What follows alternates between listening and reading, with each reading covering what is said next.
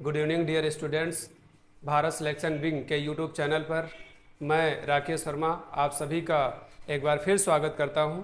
जैसा कि कल मैंने पढ़ाया था आप सभी को शब्दभेद, पूरा टॉपिक मैंने वहां पर पढ़ा दिया था। लास्ट में मैंने आपको एक हेडिंग डलवाई थी, रूप के आधार पर या फिर प्रयोग के आधार पर या फिर व्याकरणिक विवेचन के आधार पर शब्द के मैंने लिखवाया था। आप सभी को शब्द के दो भेद होंगे वहाँ पर, यानी अगर पूछेगा रूप के आधार पर शब्द के कितने भेद होते हैं तब आप बताएंगे दो, एक विकारी और एक अविकारी।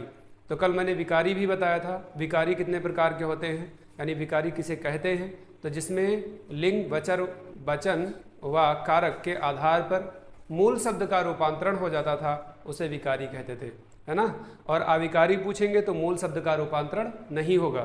तो विकारी शब्द के कल मैंने बताए थे क्लास में अपनी कि विकारी शब्द के चार भेद होते हैं, संज्ञा, सर्वनाम, विशेषण और क्रिया। तो आज हम क्या करेंगे, ग्रामर यहीं से स्टार्ट करेंगे, जो व्याकरण है आपका। तो सबसे पहला टॉपिक होगा संज्ञा। तो संज्ञा क्या होता है, इन सब के बारे में हम सभी जानेंगे। पहला टॉपिक है आज का हमारा संज्ञा।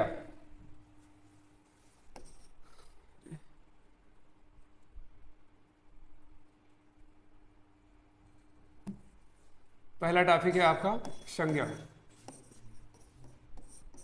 संज्ञा, तो संज्ञा का शाब्दिक अर्थ पूछेगा कि संज्ञा का शाब्दिक अर्थ क्या होता है। पहला क्वेश्चन तो यही है, संज्ञा का शाब्दिक अर्थ क्या होगा। संज्ञा का शाब्दिक अर्थ है, यानी अगर आपसे पूछेगा संज्ञा का शाब्दिक अर्थ क्या होता है तो उसे बोलते हैं नाम। क्योंकि अगर नाम शब्द अगर कहीं पर है किसी का, उसी को बोलते हैं संज्ञा। सबके अलग अलग कंडीशन है, सबके अलग अलग नाम हो सकते हैं, है ना। तो उस हिसाब से वहाँ पर बदले जाते हैं। यानी क्वेश्चन अगर पूछेगा कि किसी का नाम लेना ही, यानी अगर किसी का आप नाम ले रहे हैं तो नाम लेना ही वो संज्ञा है। किसी भी वस्तु का अगर नाम रखा गया है तो वो संज्ञा है। बस यह है कि वो संज्ञा के अलग अलग भेद या प्रकार हो सकते हैं। अब दूसरा क्वेश्चन हमारा जो यहाँ से बनेगा, दूसरा क्वेश्चन कह रहा है कि इसकी परिभाषा क्या है। इसकी परिभाषा, परिभाषा क्या होती है, तो आप यहाँ पर परिभाषा में डैश करके लिखेंगे। डैश करके आपको लिखना है परिभाषा में।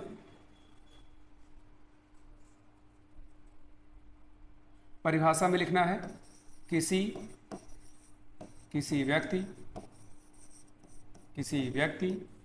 जाति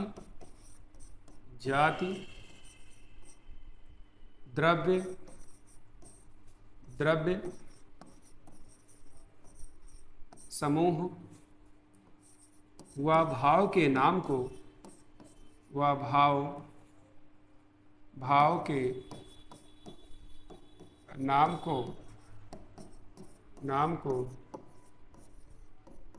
संज्ञा कहते हैं। भाव के नाम को संज्ञा कहते हैं। ये है परिभाषा यहाँ पर, है ना। तो आपको ध्यान रखना है संज्ञा की परिभाषा क्या है। व्यक्ति, जाति, द्रव्य या समूह व भाव के आदि के नाम को क्या कहेंगे, संज्ञा कहेंगे। अब क्वेश्चन ये, इसकी तो परिभाषा हो गई। दूसरा क्वेश्चन हम सभी से ये पूछेगा कि संज्ञा के भेद कितने होते हैं, है ना। तो संज्ञा के भेद आप देखेंगे, संज्ञा के भेद कितने हैं। तो यहाँ पर आपको हेडिंग लाना है संज्ञा के भेद। संज्ञा के भेद,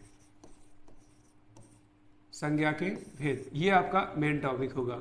तो संज्ञा के भेद आप एक लाइन में ऐसे लिखेंगे। एक लाइन में लिखना है कि अर्थ के आधार पर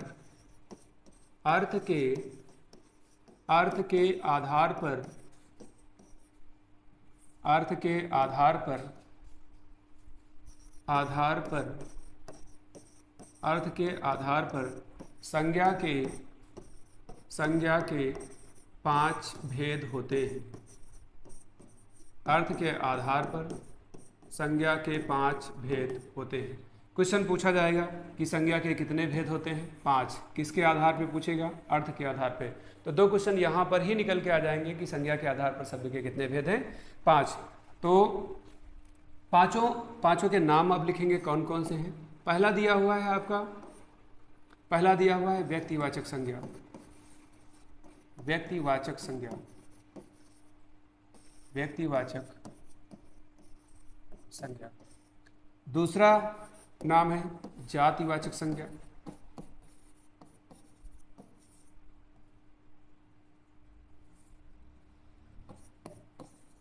जातिवाचक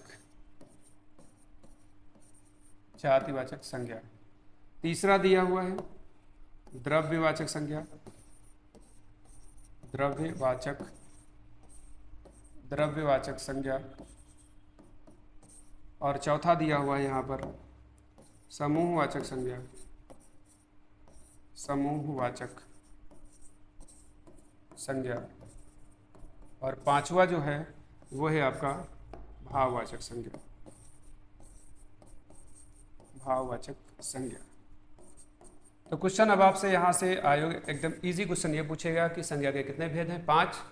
और अब अगला क्वेश्चन बना यहाँ पर, निम्नलिखित में से कौन सा संज्ञा का भेद नहीं है? तो ये 5 होते हैं। पहला है व्यक्तिवाचक, दूसरा है जातिवाचक, तीसरा है द्रव्यवाचक, चौथा है आपका समूहवाचक और पांचवा है भाववाचक। अब क्वेश्चन पूछेगा निम्नलिखित में से कौन सा व्यक्तिवाचक संज्ञा नहीं है? तो व्यक्तिवाचक संज्ञा नहीं है, इसका मतलब ये है कि आपको एक एक करके पढ़ना होगा, तभी आप पहचान पाएंगे कि व्यक्तिवाचक संज्ञा क्या होता है। फिलहाल क्वेश्चन में जो दिया हुआ है, जो नाम दिया हुआ, उस नाम के आधार पर आप देखेंगे। व्यक्ति का मतलब होता है प्रॉपर, है ना, व्यक्तिगत। जैसे किसी चीज़ में आपका सुझाव मांगना है तो लोग बोलते हैं कि आप अपना व्यक्तिगत सुझाव दीजिए। व्यक्तिगत का मतलब कोई व्यक्ति होगा, कोई व्यक्ति होगा मतलब कोई अकेला व्यक्ति होगा, है ना। तो अब इसकी परिभाषा क्या होगी? यानी जिस संज्ञा से केवल एक व्यक्ति या एक ही वस्तु का बोध होता है उसे कहेंगे व्यक्तिवाचक संज्ञा।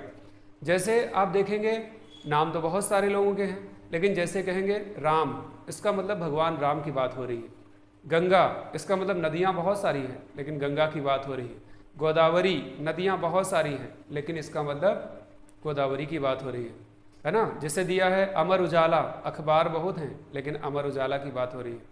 सोमवार दिया है, दिन बहुत हैं लेकिन स्पेशल सोमवार की बात हो रही है।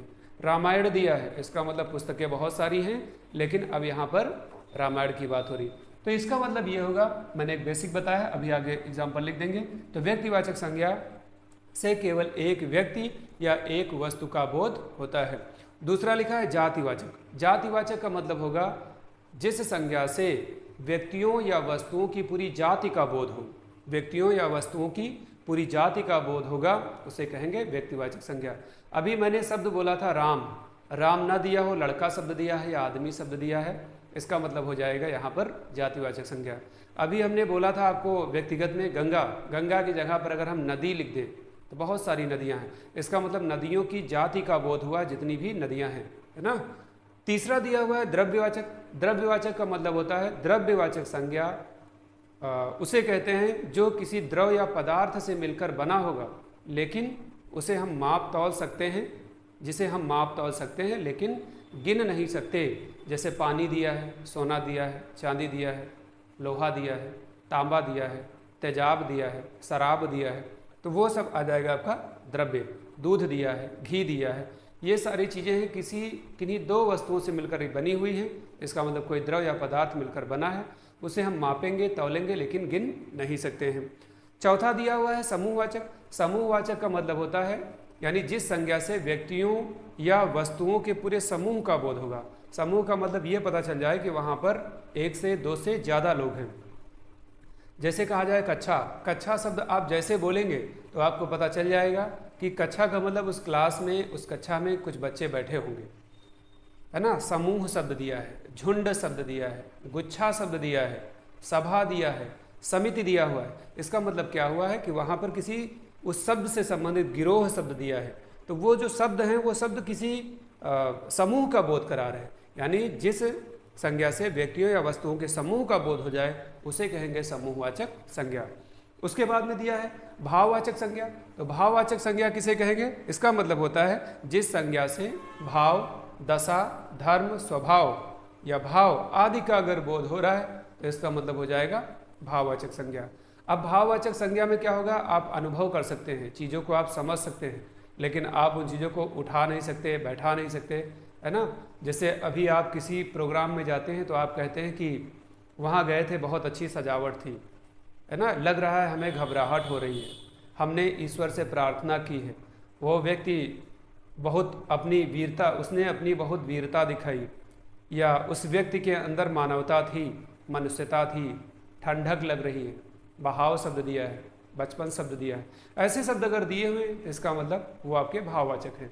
तो मैंने यहाँ पर अभी बेसिक बताया है। अब आगे हम सभी देखेंगे, लेकिन आपको क्वेश्चन ये ध्यान रखना है, क्वेश्चन आपसे पूछेगा कि निम्नलिखित में से कौन सा संज्ञा का भेद नहीं है। तो पहला है व्यक्तिवाचक, दूसरा है जातिवाचक, तीसरा है द्रव्यवाचक, चौथा है समूहवाचक और पांचवा है भाववाचक। अब क्वेश्चन आएगा इनमें से कौन सा नहीं है, तो आप देख लेंगे कौन सा नहीं दिया है, उसी को आपको यहाँ पर अलग करना होगा।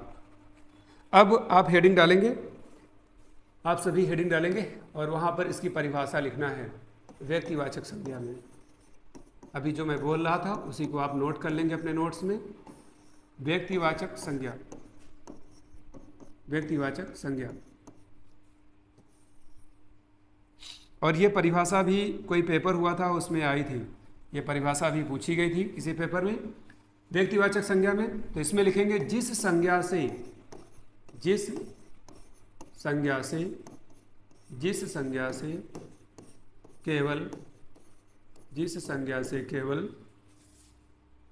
केवल एक व्यक्ति या वस्तु का बोध होता है। केवल एक ही लिख लो, यहाँ पर जोर डालना है आपको। केवल एक ही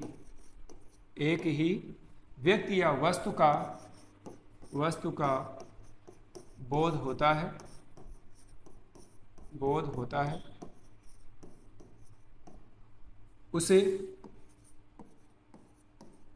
उसे व्यक्तिवाचक संज्ञा कहते हैं।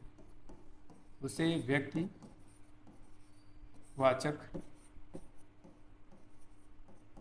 व्यक्तिवाचक संज्ञा कहते हैं, है ना। तो पूछा जाएगा, अब ये परिभाषा एक बार पेपर में पूछी गई थी, किस संज्ञा के तहत आएगा, यानी किस संज्ञा में एक ही व्यक्ति या एक ही वस्तु का बोध होता है। तो कौन सी संज्ञा है, वो है आपकी व्यक्तिवाचक संज्ञा। अब यहाँ पर क्वेश्चन कोई आपसे पूछेगा, इसके आधार पे आपको बताना होगा कि निम्नलिखित में से कौन सा व्यक्तिवाचक संज्ञा नहीं है। अब जैसे करके आप लिखेंगे, जैसे कुछ वर्ड दिए हुए, अभी मैंने बोला था, अभी हमने क्या कहा कि राम शब्द लिखा हुआ है, इसका मतलब केवल एक ही व्यक्ति की बात हो रही है।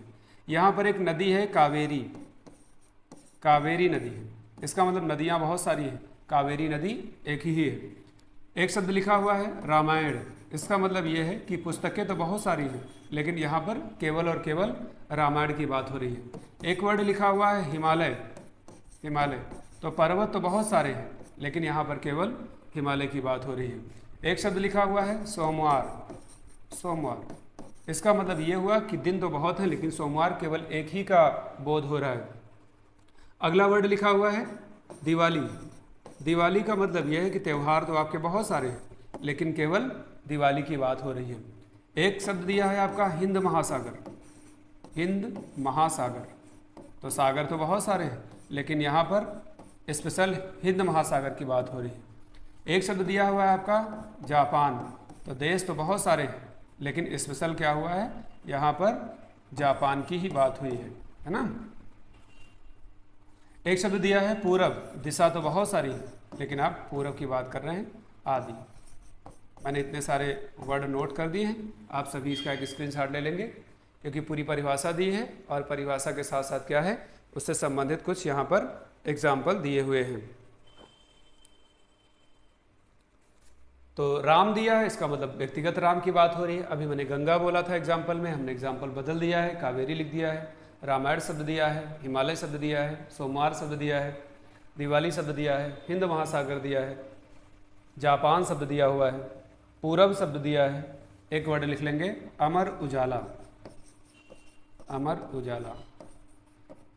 लिख दिया है। आप दैनिक भास्कर लिख लीजिए, हिंदुस्तान पेपर लिख लीजिए, दैनिक जागरण लिख लीजिए, कोई भी लिख लीजिए, है ना। तो इससे संबंधित क्या होगा कि एक ही व्यक्ति या एक ही वस्तु का बोध होगा जिस संज्ञा से, वो एक ही संज्ञा है। कौन सी है, वो है व्यक्तिवाचक संज्ञा। उसके बाद में नंबर 2 पे आप सभी हेडिंग डालेंगे, इसमें लिखेंगे जातिवाचक संज्ञा,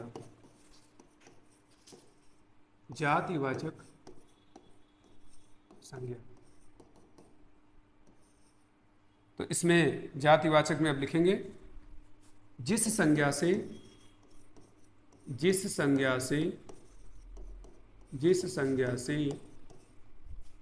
व्यक्तियों व्यक्तियों जिस संज्ञा से व्यक्तियों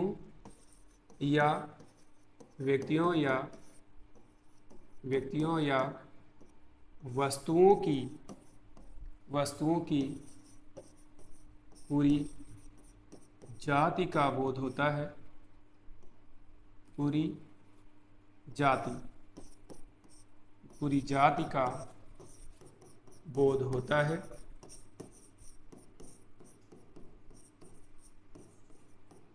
वस्तुओं या व्यक्तियों की पूरी जाति का बोध होता है, उसे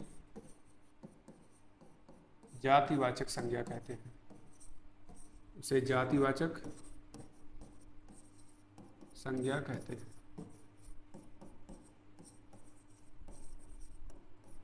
उसे जातिवाचक संज्ञा कहते हैं। अभी मैंने यहाँ पर कुछ वर्ड लिखे थे जातिवाचक संज्ञा से सब व्यक्तिवाचक संज्ञा में। तो जो व्यक्तिवाचक संज्ञा में मैंने अभी वर्ड लिखा था, उन्हीं वर्डों को यहाँ पर लाना है।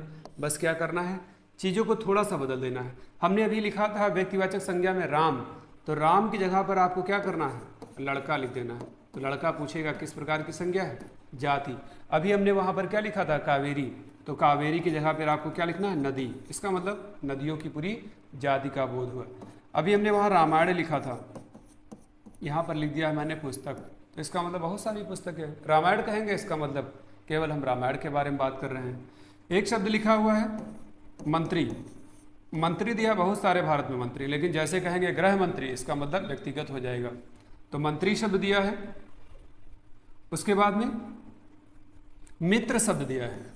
मित्र भी बहुत हैं आपके, है ना, लेकिन जैसे किसी का नाम लेंगे इसका मतलब वो व्यक्तिगत बात हो जाएगी, मित्र शब्द हो जाएगा।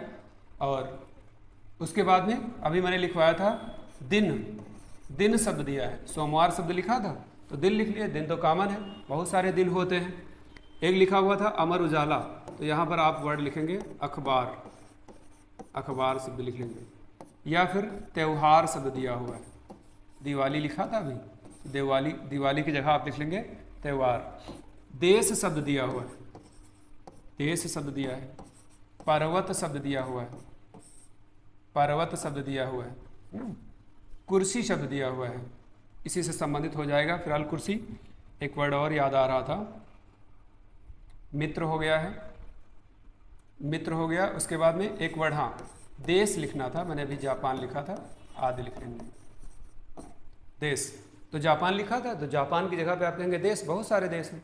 तो अब यहाँ पर क्वेश्चन आपसे पूछा जाएगा निम्नलिखित में से कौन सा जातिवाचक संज्ञा नहीं है। तो जातिवाचक संज्ञा मैंने क्या बताया कि केवल एक ही व्यक्ति या एक ही वस्तु का बोध होगा तो जातिवाचक संज्ञा कहलाएगा। लड़का दिया है, लड़कों की जाति का बोध कराएगा। नदी दिया है तो नदी की पूरी जाति का बोध कराएगा। पुस्तक दिया है तो बहुत सारी पुस्तकें होती हैं तो पुस्तकों का बोध कराएगा। मंत्री, बहुत सारे मंत्री हैं तो मंत्री वर्ड जैसे कहेंगे आप, गृह मंत्री, रक्षा मंत्री या विदेश मंत्री, तो व्यक्तिगत उसकी बात होगी, नहीं तो पूरे पूरे मंत्रियों का बोध होगा। बहुत सारे आपके मित्र हैं, है ना, किसी का नाम ले लेंगे तो व्यक्तिवाचक, बाकी अगर बहुत सारे मित्र हैं तो फिर आपके वो जातिवाचक। दिन बहुत सारे होते हैं, अखबार बहुत हैं, त्यौहार बहुत हैं, देश भी बहुत हैं, पर्वत भी बहुत हैं। और देश मैंने 2 बार लिख दिया है, हाँ तो चल गया। देश सब 2 बार लिख दिया तो एक ही बार लिखेंगे, आदि लिख लो भाई।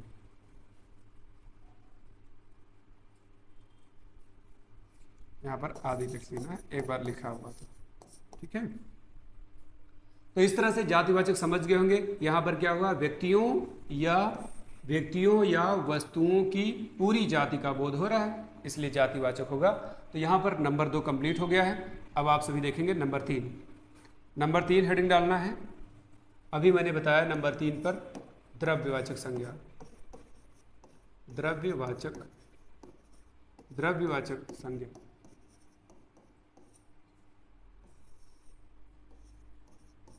तो द्रव्यवाचक संज्ञा अभी मैंने आप सभी को क्या बताया कि जिस संज्ञा से क्या होगा कि व्यक्तियों या वस्तुओं, द्रव्यवाचक संज्ञा से उस द्रव्य या पदार्थ का बोध होगा जिसे हम माप या तौल सकते हैं परंतु गिन नहीं सकते।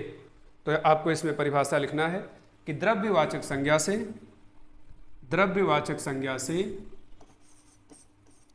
द्रव्यवाचक द्रव्यवाचक संज्ञा से उस द्रव्य या पदार्थ का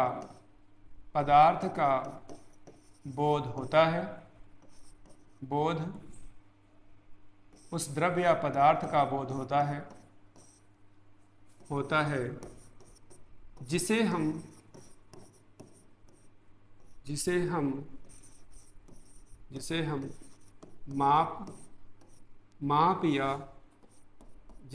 माप या तौल सकते हैं। माप या तौल सकते हैं परंतु गिन नहीं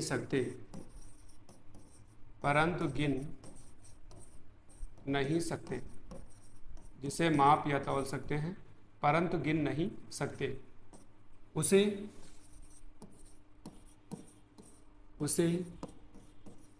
द्रव्यवाचक संज्ञा कहते हैं। उसे द्रव्यवाचक संज्ञा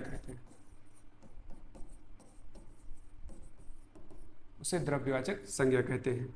अब आपसे पूछा जाएगा कि द्रव्यवाचक संज्ञा से संबंधित यहाँ पर कोई उदाहरण दिया होगा, तो जैसे करके आप लिखेंगे द्रव्यवाचक संज्ञा के उदाहरण कौन कौन से इससे संबंधित, यानी कोई वस्तु मिल करके बनी होगी, है ना। जैसे मैंने क्या लिखवाया कि लोहा शब्द दिया हुआ है, लोहा दिया है, चांदी दिया है, चांदी है, सोना शब्द दिया हुआ है, तेजाब शब्द दिया हुआ है, तेजाब, पानी दिया है, दूध दिया है, घी शब्द दिया हुआ है, शराब शब्द दिया है,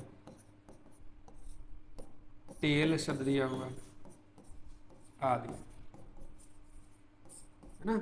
इतने सारे शब्द दिए हैं। देखो लोहा किसी से मिलकर बना है, चांदी किसी चीज से मिलकर बना है, और उसके बाद में सोना भी किसी चीज से मिलकर बना है, तेजाब भी किसी चीज से मिलकर बना हुआ है, पानी भी किसी चीज से मिलकर बना है, दूध भी किसी चीज से मिलकर बना है।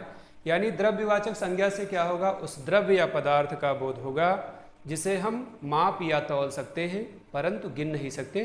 तो इससे संबंधित ये उदाहरण दिए हुए हैं, और क्वेश्चन आपसे पूछेगा इनमें से कौन सा द्रव्यवाचक संज्ञा नहीं है। तब आपको देखना होगा कि कोई ऐसा शब्द तो नहीं दिया है ना, जो द्रव्य और पदार्थ के अतिरिक्त इसमें दिया हुआ है, तब आप उसको इसी में लगाएंगे। तो 3 संज्ञा के भेद हमारे यहाँ पर हो चुके हैं। अब अगली हेडिंग आपको डालना है ना। एक इसका स्क्रीनशॉट आप लोग ले लेंगे, स्क्रीनशॉट ले लेंगे, उसके बाद में आगे पढ़ाना शुरू करें।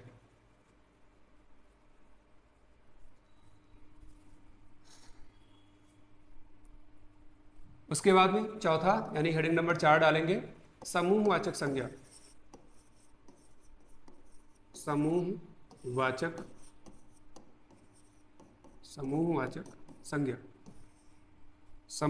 संज्ञा इसमें लिखेंगे समूहवाचक संज्ञा। अभी मैंने क्या बताया, यानी जिस संज्ञा से व्यक्तियों के समूह का बोध हो, आपको यही लिखना है कि जिस संज्ञा से अनेक वस्तुओं या प्राणियों के समूह का बोध हो, जिस संज्ञा से अनेक वस्तुओं या प्राणियों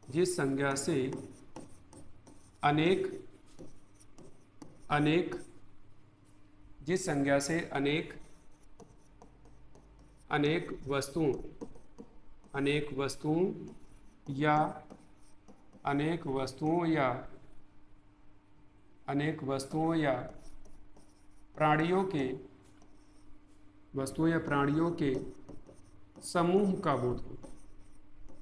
समूह का बोध हो,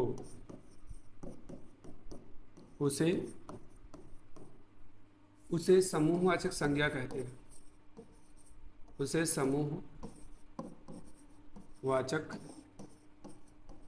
समूहवाचक संज्ञा कहते हैं।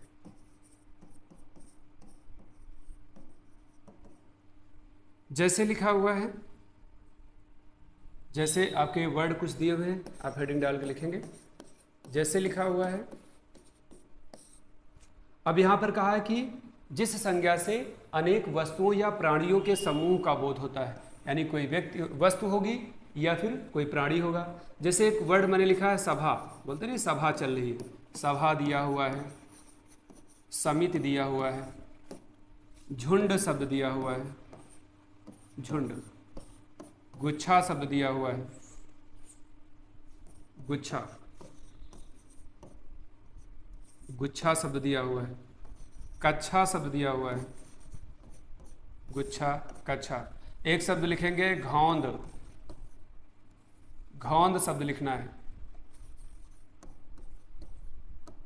अन की बिंदी यहां पर रखेंगे और दा। घौंद का मतलब केले के पेड़ में देखा होगा बहुत सारे केले लगे होते हैं, तो केले का हम लोग गांव में बोलते हैं घार, लेकिन सही वर्ड है केले का घौंद, गा के बाद वाला घा, घौंद इसको बोलते हैं। आपका शब्द दिया हुआ एक गिरोह शब्द दिया हुआ है। गिरोह का मतलब चोरों का पूरा गिरोह होता है, इससे संबंधित चोरों का जो होता है वो गिरोह होता है। सेना शब्द लिखेंगे, श्रृंखला शब्द दिया है, श्रृंखला शब्द दिया है, ढेर शब्द दिया है आदि, ये सारे शब्द दिए। अब क्वेश्चन आएगा, अब देखो सभा, जैसे कोई सभा चल रही है जिसका मतलब वहाँ पर सम्मेलन चल रहा है, तो कुछ लोग वहाँ पर होंगे तभी वो सभा है ना, कुछ उस टॉपिक पर बात हो रही है। समिति बनाई जाती है, जैसे रामलीला समिति, कोई समिति बनाते हैं, उस कमेटी में बहुत सारे लोग होते हैं। झुंड, जैसे चिड़ियों का झुंड देखा होगा, अंगूर का गुच्छा, चाबी का गुच्छा, कच्छा, केले का घौंद मतलब केले का पेड़ देखा होगा, उसमें लगभग 150-200 केले लगे होते हैं, वो एक तरह से समूह के ही अंतर्गत है। गिरोह का मतलब जो बाइक वाइक उठाते हैं, कार उठाते हैं, चोरों का गिरोह होता है। सेना, वो भी एक समूह में रहती है। श्रृंखला बनाई जाए, जैसे चींटियों की देखा होगा लाइन चली जाती है, एक श्रृंखला बनी है। ढेर लगाया जाए, जैसे ईंट का ढेर लगाया जाता है। तो क्या हुआ कि जिस संज्ञा से अनेक वस्तुओं या प्राणियों के समूह का बोध हो गया उसे कहेंगे समूहवाचक संज्ञा। इससे संबंधित कुछ एग्जाम्पल लिखे हैं। आयोग आपसे पूछेगा निम्नलिखित में से कौन सा समूहवाचक संज्ञा का भेद नहीं है, तो आपको यहाँ पर देखना है कि कौन सा ऐसा ऑप्शन है जो नहीं दिया हुआ है।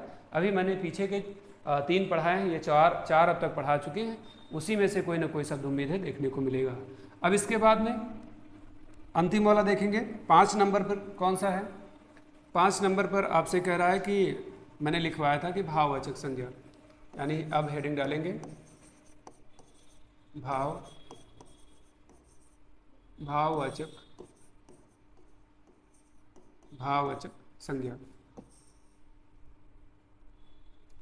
भाववाचक संज्ञा मैंने क्या बताया कि भाववाचक संज्ञा को केवल आप फील कर सकते हैं, आप उस चीज़ को फील कर सकते हैं कि भाववाचक संज्ञा का। जैसे मैंने बताया कि भी आप कहीं शादी में गए और कहा कि वहाँ जो मैरिज लॉन था बहुत अच्छी सजावट थी, है ना, लग रहा है कि ठंडक लग रही है, या लग रहा है ऐसा कि घबराहट हो रही है, तो उसी से संबंधित वर्ड होंगे। तो इसमें लिखना है जिस संज्ञा से, इसमें लिखेंगे जिस संज्ञा से, जिस संज्ञा से, जिस संज्ञा से, इसमें लिखेंगे आगे भाव, दशा, धर्म। जिस संज्ञा से भाव, दशा, धर्म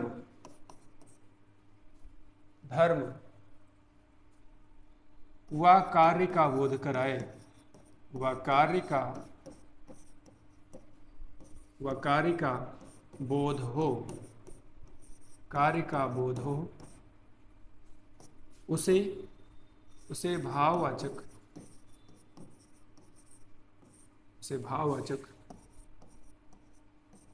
संज्ञा कहते हैं, उसे भाववाचक संज्ञा कहते हैं। अब जैसे यहाँ पर कोई एग्जाम्पल दिया होगा, जैसे लिखेंगे कुछ वर्ड दिए हैं और वो वर्ड पूछे जाएंगे आपसे, क्वेश्चन आएगा इनमें से कौन सा भाववाचक संज्ञा है, बहुत बार आयोग में आया है। पहला शब्द लिखेंगे प्रार्थना, प्रार्थना शब्द दिया है। एक शब्द दिया हुआ है सच्चाई, एक शब्द दिया है आपका ईमानदारी, एक शब्द है आपका मानवता, एक शब्द है आपका मनुष्यता। कौन कौन से वर्ड हैं? प्रार्थना, सच्चाई, ईमानदारी, मानवता, मनुष्यता, प्रेम। प्रेम शब्द लिखना है। क्रोध शब्द लिखेंगे, क्रोध। घबराहट, घबराहट। उसके बाद में एक वर्ड लिखना है ठंडक। मिठास शब्द लिखना है, ठंडक, मिठास। एक शब्द लिखना है बहाव, बहाव। उसके बाद में अगला शब्द है बचपन। ईर्ष्या शब्द लिखना है, ईर्ष्या। प्रशंसा शब्द लिखना है, ईर्ष्या, प्रशंसा। एक वर्ड कई बार पूछा गया है, बुढ़ापा, बुढ़ापा, बुढ़ापा। सजावट,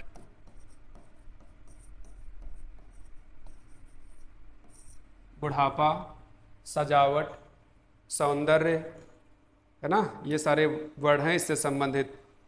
और एक वर्ड मैंने लिखवाया था ईमानदारी, शायद मैंने लिख दिया है। मित्रता शब्द दिया हो या घृणा शब्द दिया हो, तो एक शब्द और लिख लेंगे, घृणा, कामा मित्रता। मित्रता दिया हो या फिर वीरता दिया हो या फिर शत्रुता दिया हो आदि, ये दिया हुआ है आपका। अब क्वेश्चन पूछेगा कि भाववाचक संज्ञा किसे कहते हैं? जिस संज्ञा से भाव, दशा, धर्म या कार्य का बोध हो उसे कहेंगे भाववाचक संज्ञा। आपको ये याद रखना कि भाववाचक संज्ञा को केवल आप अनुभव कर सकते हैं। जैसे आपने कहा कि ईश्वर से हम प्रार्थना करेंगे, तो आप उस चीज़ को अनुभव कर पाए, लेकिन वो दिखाई नहीं दिया कि प्रार्थना आपने कहाँ पर किया है ना।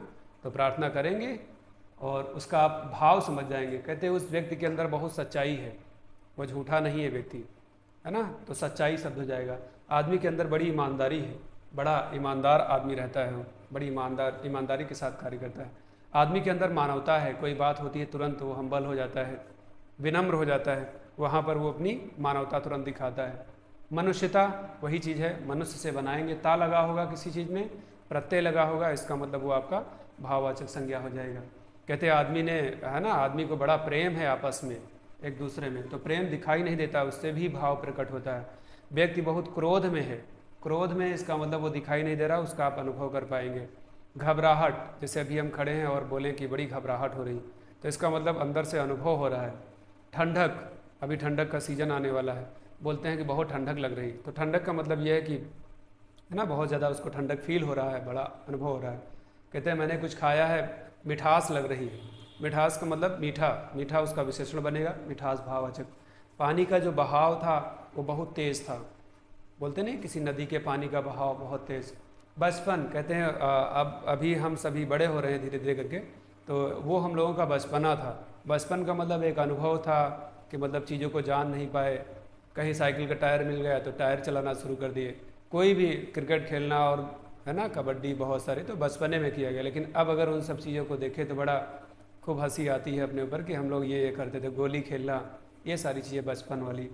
ईर्ष्या, आदमी को बड़ी ईर्ष्या है, बड़ा क्रोध है, आदमी की बड़ी प्रशंसा की गई है, किसी काम में आदमी की बड़ी प्रशंसा की गई है।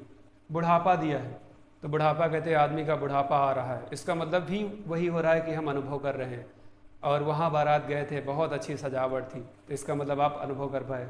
आदमी के अंदर बड़ा सौंदर्य है, ये सुंदर से ही वर्ड, सुंदर विशेषण है, सौंदर्य उसका भाववाचक संज्ञा हो जाता है। आदमी एक दूसरे से कहते हैं कि बड़ा घृणा करता है, उसको देखना नहीं चाहता है, तो घृणा भी भाववाचक संज्ञा है। मित्रता और वीरता, हमने कहा कहीं पर भी अगर आपका प्रत्यय लगा है, खासकर अगर ता शब्द मिल गया तब तो जरूर हो जाएगा। पन शब्द लिखा है, आहट शब्द लिखा है, ऐसे अगर प्रत्यय वाले शब्द मिलते हैं तो इसका मतलब भाववाचक संज्ञा होगा।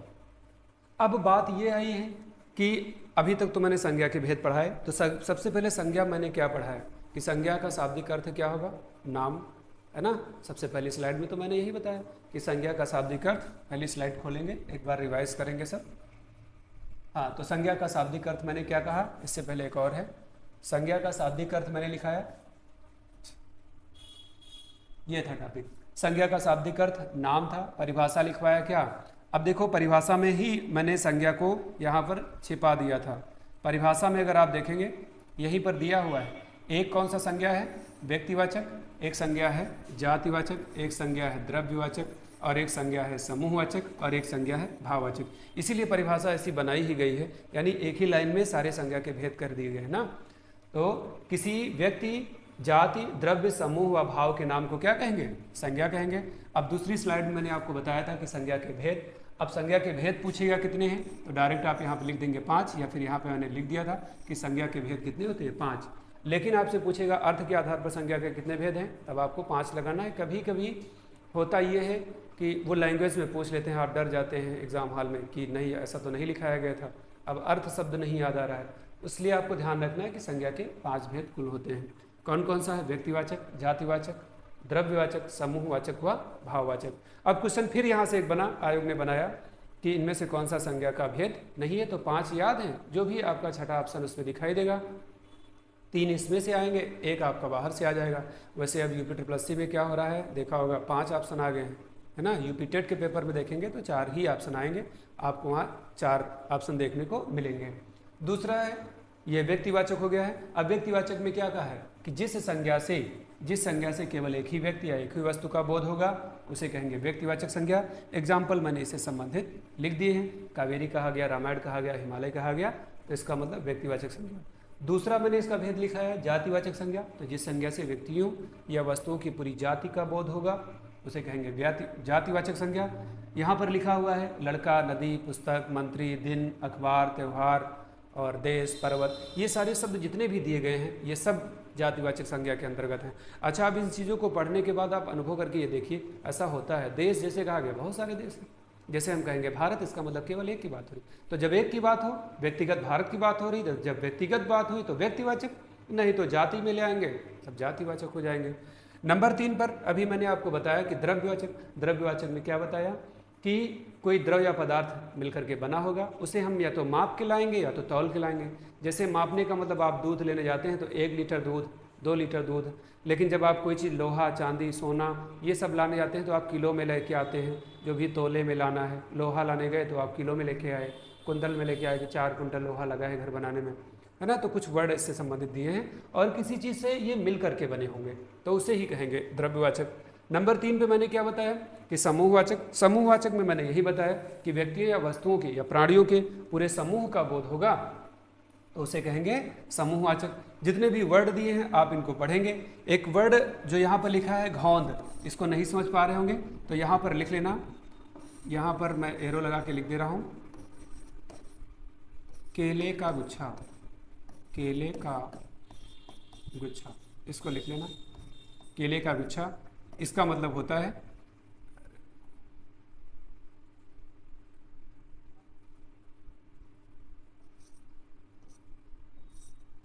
केले का गुच्छा, यानी घौंद का मतलब पूछा जाए, वैसे गांव में घार बोलते हैं केले का घौंद, तो केले का गुच्छा होता है घौंद। तो इन सारे वर्डों को जैसे आप पढ़ेंगे आपको पता चल जाएगा कि ये यहाँ पर समूहवाचक संज्ञा से संबंधित। झुंड शब्द को आप फील करिए, झुंड जैसे चिड़ियों का झुंड या जानवरों का झुंड देखा होगा रोड पे जा रहा होगा, तो इसका मतलब कोई सभा है, समिति है, कक्षा है, कोई श्रृंखला बनाई गई है, कोई ढेर लगाया गया है, कहीं सेना जा रही है, कोई गिरोह है। गिरोह में यही होता है कि 3-4 लोग खड़े होते हैं, कोई घर देख रहा है, कोई बाइक उठा रहा है, कोई, है ना, चीज़ों को मेंटेन कर रहा है कि कोई आने ना पाए, तुरंत हम लोग एक दूसरे से संपर्क में, वो गिरोह होता है। खासकर गिरोह जो होता है वो चोरों का होता है। भाववाचक में क्या परिभाषा में लिखवाया है कि जिस संज्ञा से भाव, दशा, धर्म या कार्य का अगर बोध हो रहा है तो वो हो जाएगा आपका भाववाचक संज्ञा। मैंने इसमें यह बताया था कि आपको ये सीधे याद रखना है कि केवल आप इसको अनुभव कर पाएंगे, अगर अनुभव कर ले रहे हैं तो इसका मतलब वो भाववाचक संज्ञा। वर्ड लिखवा दिया है कि प्रार्थना दिया है, सच्चाई दिया है, ईमानदारी दिया है, मानवता दिया है, मनुष्यता है, प्रेम है, क्रोध है, घबराहट शब्द दिया है, ठंडक शब्द दिया है, मिठास है, बहाव है, बचपन है ना, बड़प्पन एक वर्ड आता है। तो पन अगर प्रत्यय लगा है तो इसका मतलब यही हो जाएगा कि वो आपका भाववाचक संज्ञा। ईर्ष्या है, प्रेम है, बुढ़ापा है, सजावट है, सौंदर्य है, घृणा है, वीरता है, शत्रुता है, मानवता है ना। तो कोई भी अगर ऐसे शब्द दिए हुए तो इसका मतलब भाववाचक संज्ञा है। तो हमें उम्मीद है आप सभी को संज्ञा जो अभी मैंने टॉपिक पढ़ा है बहुत अच्छे से समझ में आया होगा। अब आपको काम ये करना है कि संज्ञा टॉपिक से संबंधित जो आपके पास बुक है ना, टॉपिक वाइज, उसमें आप 40-50 क्वेश्चन दिए होंगे, उनको सॉल्व करना। अगर कोई भी आपको क्वेश्चन लगता है कि नहीं पता चल पा रहा है इसमें कौन सी संज्ञा है, तो आप उसको कमेंट करिएगा, तो मैं ज़रूर बताने का प्रयास करूँगा कि उसमें कौन सी संज्ञा है जिसको आप नहीं पहचान पा रहे हैं। तो अगर आपको अच्छे से समझ में आया है तो आप सभी चैनल को क्या करेंगे, लाइक करेंगे, सब्सक्राइब करेंगे और शेयर करेंगे। मैं अपनी क्लास यहीं पर आज समाप्त करता हूँ। कल का जो मेरा टॉपिक होगा लिंग वचन कारक, इसके बाद टॉपिक आता है, तो मैं लिंग टॉपिक से यहाँ पर स्टार्ट करूँगा, क्योंकि यूपी टेट के पेपर में लिंग टॉपिक से भी एक क्वेश्चन आता है। मैं डेली एक क्लास पढ़ाता हूँ, डेली क्लास से ये समझिए कि एक क्वेश्चन आपको डेली मिलने वाला है, इसलिए आप इसको नोट्स बनाते हुए चलेंगे। अभी मैंने शुरुआत ही की, आज ये मेरी 5वीं क्लास है। तो ठीक है, मैं यहीं पर क्लास को समाप्त करता हूँ। कल हम फिर मिलेंगे एक नए टॉपिक के साथ। धन्यवाद।